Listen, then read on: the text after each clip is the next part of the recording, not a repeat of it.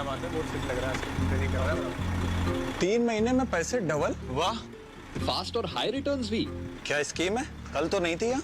और कल होगा भी नहीं।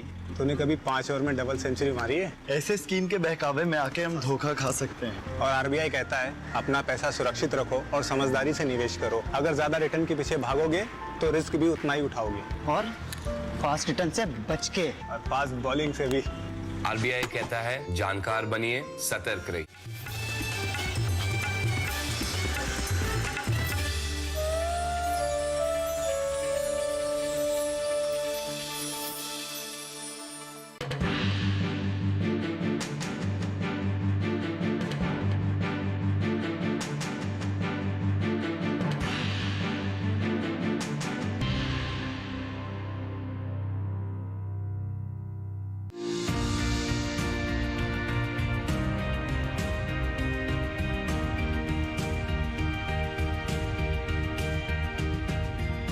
चुनावी गपशप की टीम इमरती की नगरी जौनपुर पहुंच गई है। जो नई सरकार बनेगी उससे आपको और क्या क्या उम्मीद है? पहला तो ये कि जो चीजें कंटिन्यू हैं इनका पूर्ण होना बहुत जरूरी, चाहे वो मेडिकल कॉलेज हो चाहे रोड हो। न हमको अधिकारी परेशान कर रहे हैं, न गुंडे परेशान कर रहे हैं। हम लोग मतलब बच्चा बैठा है कर रहा है, हमसे टेंशन ही नहीं है कोई।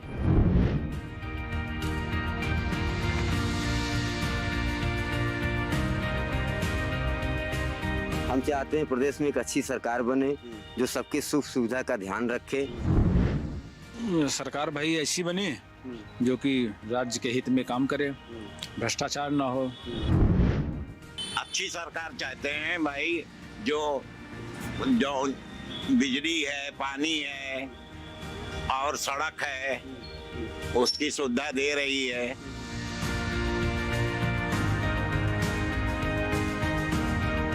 सरकार हम लोग को ऐसा चाहिए कि जो कि हम लोग को मदद करे, हम लोग का काम करे। हमें सरकार को उपदेश देने की जरूरत नहीं है। सरकार खुद सक्षम है, वो जानती है क्या करना है और जनता के हित की काम कर रही है और हर व्यक्ति उससे खुश है। नमस्कार, स्वागत है आपका हमारे खास कार्यक्रम चुनावी गपशप में। मैं हूं कुंदन श्रीवास्तव। चुनावी गपशप की टीम इमरती की नगरी जौनपुर पहुंच गई है। हम जहाँ खड़े हैं यह जगह इमरती के लिए जाना जाता है। मैं अपने कैमरामैन नरेश गोलिया से कहूँगा कि हम यहाँ इमरती की कहानी जो आपको बताएंगे, जिसके लिए जौनपुर प्रसिद्ध है, उसको कैमरे में कैद करें। हम इस वक्त एक ऐसे दुकान के सामने खड़े हैं जिसकी शुरुआत 1855 में हुई थी। यानी यहाँ 1855 से इमरती बनती है। सोचिए, 150 साल पुरानी दुकान है ये। और हम इसके अंदर जाएंगे और उन्हीं की जुबानी यह समझने की कोशिश करेंगे कि इस इमरती की कहानी क्या है।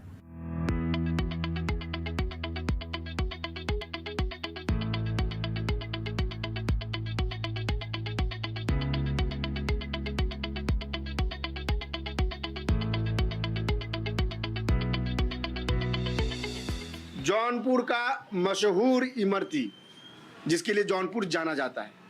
अब हम इनसे बातचीत करते हैं, इनसे जानते हैं, हम इनसे चुनावी गपशप भी करेंगे। लेकिन उससे पहले जरा जौनपुर जो जिस चीज़ के लिए फेमस है, जिस चीज़ के लिए प्रसिद्धि है इसकी, उसके बारे में जान लेते हैं, उसके बारे में अपने दर्शकों को बताते हैं। जी, क्या नाम है आपका? मनोज मुंडनवाल। मनोज जी, जरा आप खड़े हो तो अच्छे होगा, बातचीत में हमारी सुविधा होगी। जी जी जी। मनोज जी कहते हैं कि जौनपुर आए हैं और इमरती की बात ना करें तो बेईमानी है, क्योंकि इमरती के लिए ही जाना जाता है। जी जी जी, जौनपुर की पहचान ही इमरती बन चुकी है। जी जी जी।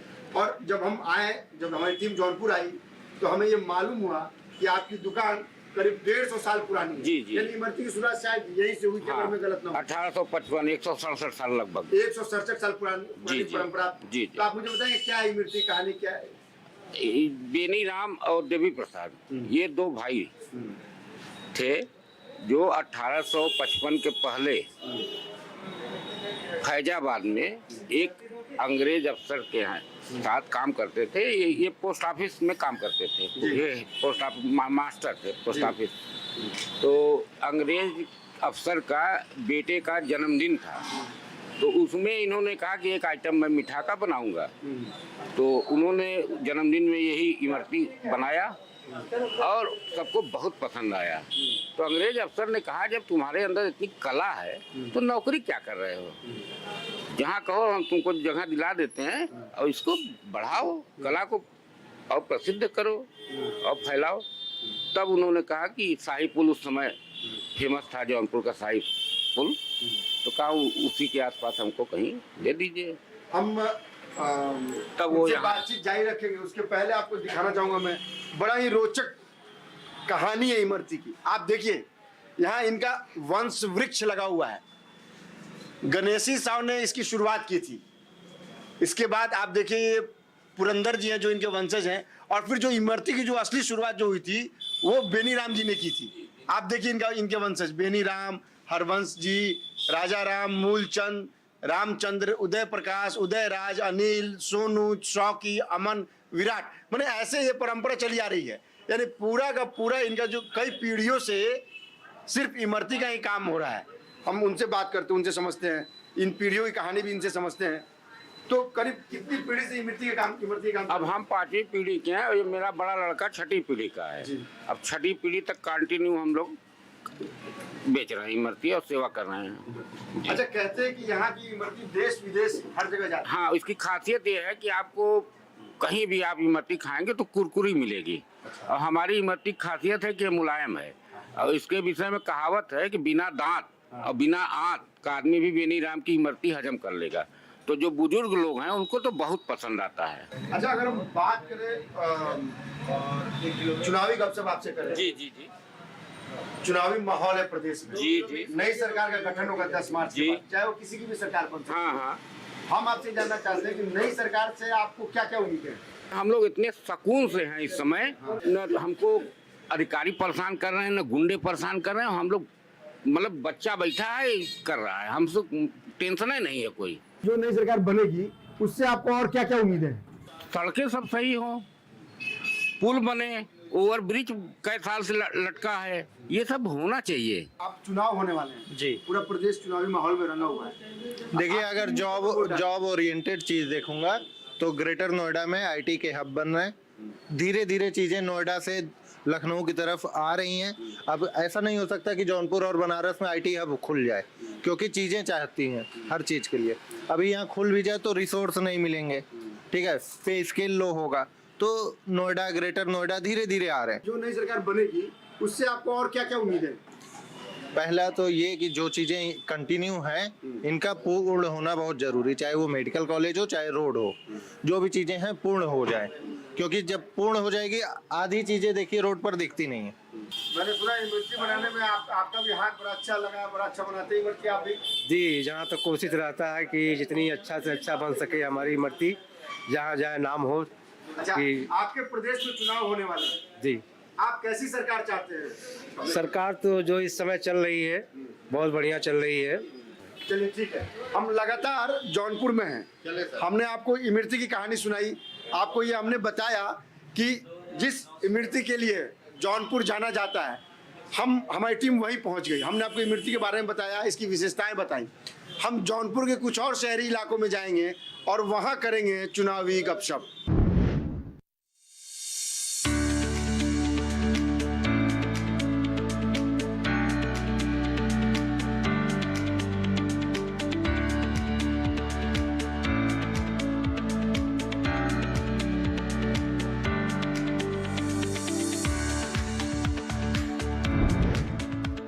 चुनावी गपशप की टीम गोमती के किनारे बसे जौनपुर में है। यह गोमती नदी है। मैं अपने कैमरामैन नरेश गोलिया से कहूँगा कि इन तस्वीरों को कैमरे में कैद करें। ये गोमती नदी है और ठीक इस गोमती नदी पे एक पुल बना हुआ है। ये पुल सदियों पुराना है। इस पुल की भी कहानी है, यह पुल भी जौनपुर की पहचान है। अगर मैं कहूँ कि पुराने ज़माने में और आज के ज़माने में यह सेल्फी पॉइंट है, तो आप देख सकते हैं कितना सुंदर स्ट्रक्चर है इसका। जगह जगह लोग खड़े थे। मैं उन तस्वीरों को भी आपको दिखाऊंगा कि कैसे उस पुल के ऊपर वो जगह बना हुआ है जहाँ लोग खड़े होते हैं और फिर इस नदी का लुत्फ उठाते हैं। दूसरा जो सबसे खासियत है इस पुल की, एक यहाँ हर पुल में ना एक आपको छेद दिखेगा। ऐसा यहाँ के स्थानीय लोगों का कहना है कि जब पानी का लेवल उस लेवल तक जाए, बहुत ज़्यादा हो जाए, तो यह पानी जो है उस छेद के जरिए नीचे चला जाता है। यानी यह किदवंती है। हम लोगों से जानेंगे, समझेंगे इस पुल की कहानी भी। हमारी टीम जौनपुर में है, चुनावी गपशप भी हम यहाँ करेंगे। लेकिन हम चुनावी गपशप करें उससे पहले दर्शकों को बताएं कि जौनपुर आखिर क्यों प्रसिद्ध है, क्या है प्रसिद्ध।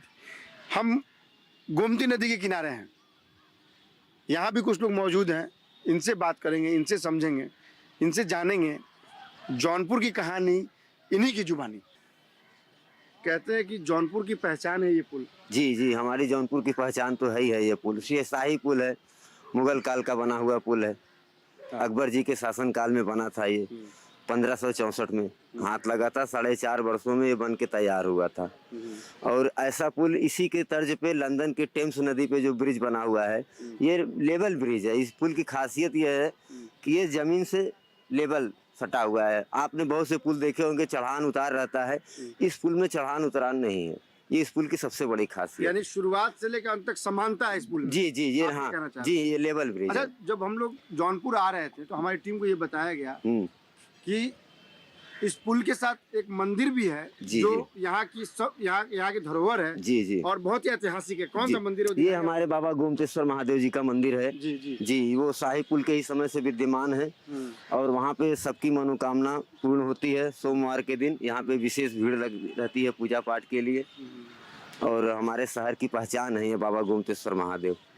दुनिया में जितने भी शहर हैं सब एक नदी के किनारे बसते हैं, लेकिन ये जौनपुर ही हमारा शहर ऐसा है जो शहर को 2 भागों में विभाजित करता है। अगर हम इसको कहें कि शहर के बीचों बीच नदी है जो शहर को विभाजित करती है, तो कोई गलत नहीं है। नहीं, सही है, सही है। अच्छा, हमारी टीम यहाँ चुनावी गपशप के लिए पहुंची हुई है। जी, हम यहाँ चुनावी गपशप कर रहे हैं। जी, आपके प्रदेश में चुनाव का माहौल है। जी जी, चल रहा है। 10 मार्च के बाद जी नई सरकार, चाहे वो किसी की भी सरकार हो सकती है, उसका गठन हो। आप प्रदेश में कैसी सरकार चाहते हैं? हम चाहते हैं प्रदेश में एक अच्छी सरकार बने जो सबके सुख सुविधा का ध्यान रखे, सबके हित के साथ को लेके चले। हाँ, उसमें न जातिवाद हो, न कोई सांप्रदायिकता की ऐसी कोई बात न रहे। हम ऐसी सरकार चाहते हैं जो सबको साथ लेके चले, सबका विकास हो। अच्छा, आप नई सरकार से जौनपुर में क्या विकास चाहते हैं? देखिए, अभी जो हमारी पुरानी सरकार थी उन्हीं की वजह से सामने जो घाट बीट का ये सब जो निर्माण चल रहा है, ये सब उन्हीं की देखरेख में और उन्हीं के शासन काल में ये सब बन रहा है। जो घाट वाराणसी की तर्ज पे हमारे यहाँ भी ये 2 किलोमीटर लंबा घाट बन रहा है, वहाँ से लेकर के जो पीछे वो बजरंग घाट तक, ये भी आप दिखा दीजिए सामने से। और हमारा शहर बिल्कुल साफ सुथरा शहर है और हम लोग यहाँ गंगा जमुनी तहजीब की तरह सबके साथ मिलजुल कर रहते हैं।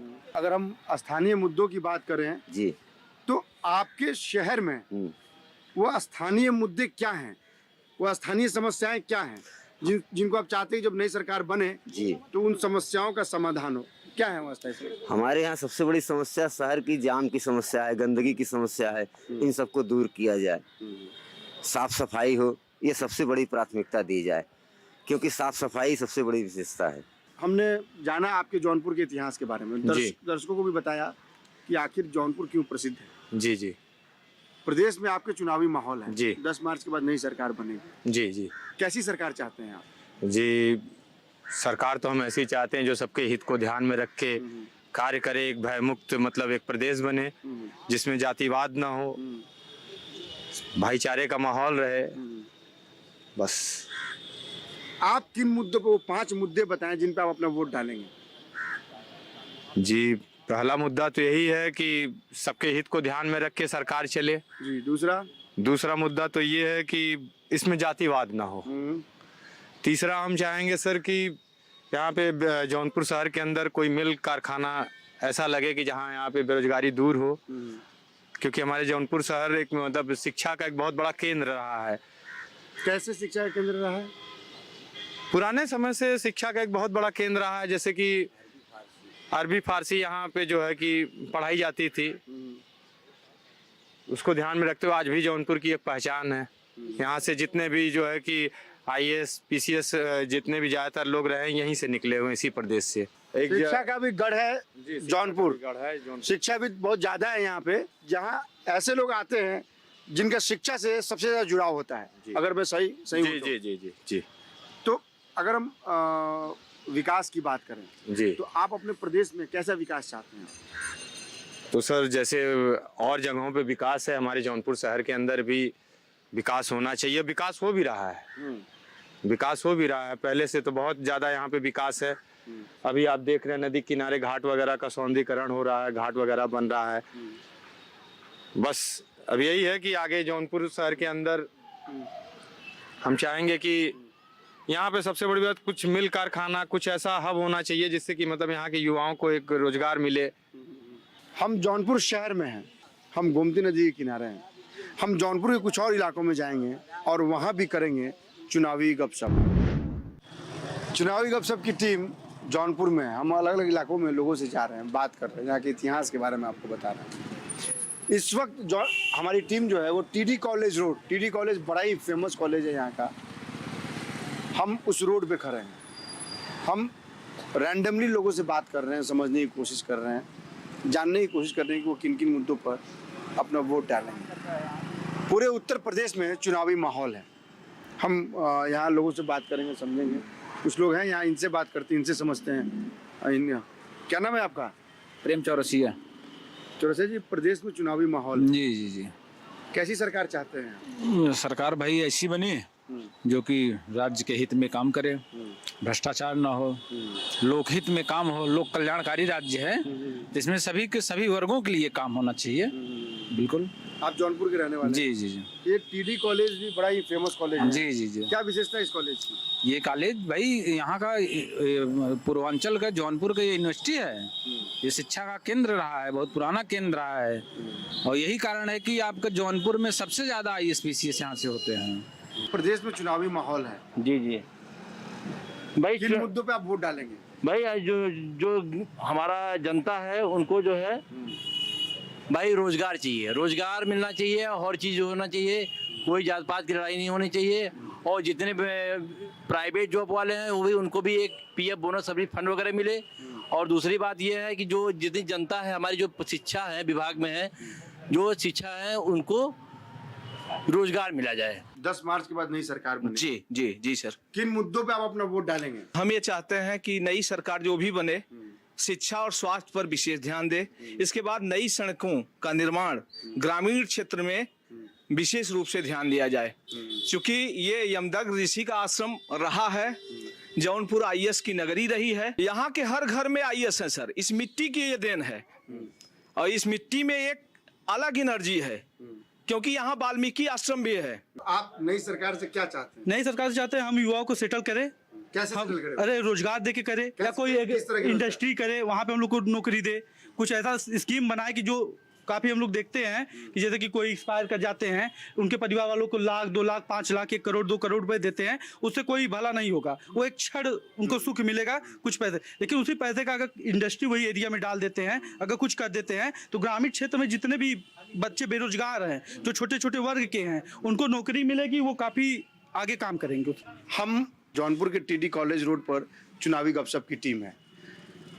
टीडी कॉलेज का बड़ा ही गौरवशाली इतिहास रहा है। यहाँ के लोग कहते हैं कि यहाँ IAS PCS ऐसी नौकरियों में लोग ज़्यादा जाते हैं, ये उसी के लिए जाना जाता है। हम जौनपुर के कुछ और इलाकों में जाएंगे, शहरी इलाकों में, और वहाँ करेंगे चुनावी गपशप। चुनावी गपशप की टीम जौनपुर में है। हमने आपको जौनपुर की पहचान बताई, जौनपुर का इतिहास बताया। जौनपुर इत्र के लिए भी जाना जाता है। हम वैसे ही एक दुकान पे खड़े हैं, देखिए यहाँ भांति भांति के इत्र रखे हुए हैं। बड़ा ही फेमस है इत्र जौनपुर का, देखिए आप। हम और दूसरा, चमेली के तेल के लिए भी जौनपुर बहुत ही प्रसिद्ध है। जब देखिए अलग अलग तरह के तेल रखे हुए हैं यहाँ पे। हम यहाँ भी चुनावी गपशप करेंगे, बात करेंगे, जानने की कोशिश करेंगे किन मुद्दों पर लोग अपना वोट डालेंगे। क्या नाम है आपका? राशिद अली। राशिद जी, जी आपके प्रदेश में चुनावी माहौल है जी, आप कैसी सरकार चाहते हैं? अच्छी सरकार चाहते हैं भाई, जो बिजली है, पानी है और सड़क है, उसकी सुविधा दे रही है। अच्छा, हम आपसे चुनावी गपशप कर ही रहे हैं, कहते हैं कि जौनपुर का इत्र भी बड़ा फेमस होता है। जी जी। तो आप मुझे जरा बताएंगे किस किस तरह के इत्र हैं आपके यहाँ? गुलाब का है, बेरे का है, चमेली का है, हर फूल का बना हुआ अर्क से है। अर्क से बना? हाँ, अर्कों से तो तैयार। कहते हैं कि यहाँ के इत्र देश विदेश तक जाते हैं। जी जी, पहले जाते थे, आज भी हैं। हम लगातार जौनपुर में हैं, लोगों से चुनावी गपशप कर रहे हैं। कुछ और लोग यहाँ पे कैमरे में मीटिंग। क्या नाम है आपका? त्रिलोकी। त्रिलोकी जी, प्रदेश में चुनावी माहौल है, किन मुद्दों पे आप अपना वोट डालेंगे? शहर के लिए कारण तो बहुत से काम हो रहा है, सड़क है, हर चीज का सुविधा मिलता है, पानी बिजली सब चीज का सुविधा है, गल्ला देते हैं पूरा बुलाकर। तो जो भी सरकार बनेगी 10 मार्च के बाद, चाहे किसी की भी सरकार बने, जी जी, आप नई सरकार से क्या उम्मीदें करते हैं? उम्मीद यही रखते हैं कि हर चीज जो है सुविधा रहे, हर आदमी को परेशानी ना हो, दिक्कत ना हो। दिक्कत नहीं। हम कुछ और लोग से बात। क्या नाम है आपका? कुलदीप श्रीवास्तव। आप प्रदेश में चुनाव होने वाले हैं। हाँ। पूरा आपके प्रदेश में चुनावी माहौल है। हाँ। कुलदीप जी, हाँ। कैसी सरकार चाहते हैं? हम सुरक्षित और साफ सुथरी सरकार चाहते हैं। इसके लिए भाई हमारे शिक्षा और उसके ऊपर व्यवस्थाओं के ऊपर क्या कहते हैं ज़्यादा फोकस करें तो ज़्यादा अच्छा है, क्योंकि शिक्षा और स्वास्थ्य दो ऐसी चीज़ होती हैं जो इंसान को कमज़ोर कर देती हैं। दोनों चीज़ पे बेहतर करेंगे तभी आगे का भविष्य, लोगों का भविष्य उज्जवल होगा। हम जौनपुर में लगातार लोगों से बात कर रहे हैं, समझने की कोशिश कर रहे हैं। हमने अपने दर्शकों को जौनपुर के इतिहास के बारे में बताया, हमने लोगों से चुनावी गपशप भी की। अब हमारी टीम जौनपुर के ग्रामीण इलाके में जाएगी और वहाँ लोगों से चुनावी गपशप करेगी, लेकिन उससे पहले हमें एक छोटा सा ब्रेक लेना होगा। बारिश का हो अनुमान या हो घटता बढ़ता तापमान, पर्यटन स्थलों पर मौसम की हो चाल या देश में हो हवा की गुणवत्ता का हाल, मौसम की हर खबर मौसम खबर बिल्कुल नए रूप में हर शाम 7:30 पर सिर्फ दूरदर्शन किसान पर।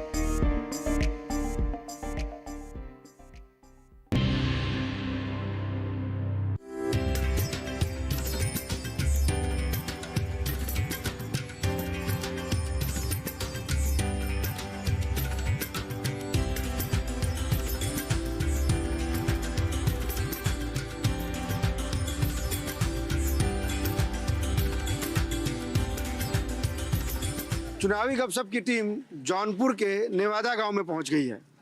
हम यहां लोगों से चुनावी गपशप करेंगे, यहां ये जानने की कोशिश करेंगे कि वो किन मुद्दों पर अपना वोट डालेंगे।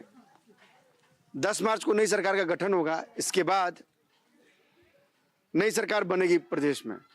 नई सरकार से लोगों को क्या क्या उम्मीदें हैं, इस गांव की क्या क्या समस्याएं हैं, यह भी इनसे जानने और समझने की कोशिश करेंगे। यहाँ कई लोग खड़े हैं, इनसे हम बातचीत करेंगे। आप कैसी सरकार चाहते हैं प्रदेश में? अब कैसा सरकार चाहूँ, अब आप ही सब सोचिए ना। सरकार हम लोग को ऐसा चाहिए कि जो कि हम लोग को मदद करे, हम लोग का काम करे।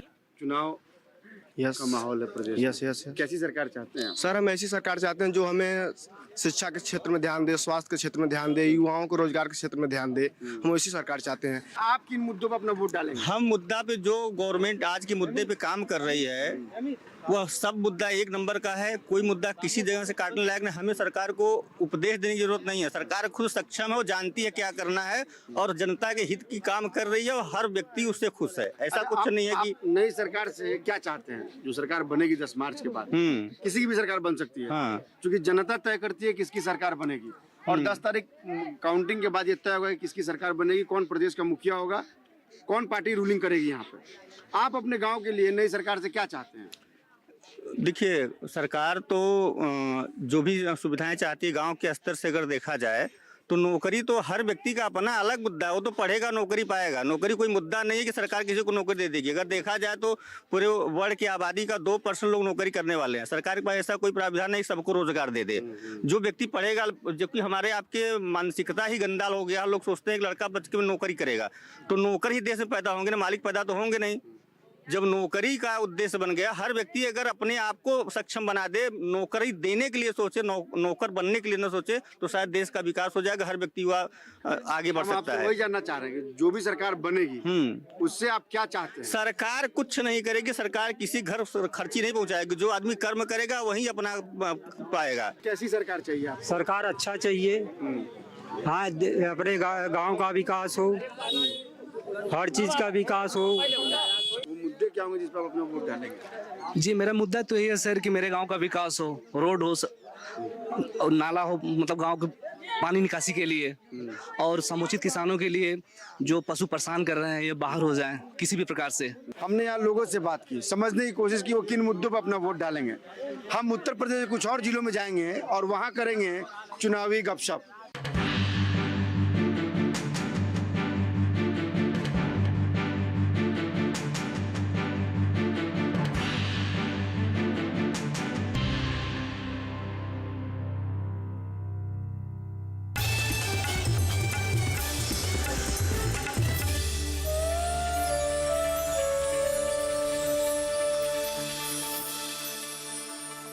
किसानों का नेता रामनाथ यादव जिंदाबाद। किसान का हाथ पत्थर तोड़ता है, मिट्टी से सोना उगाता है।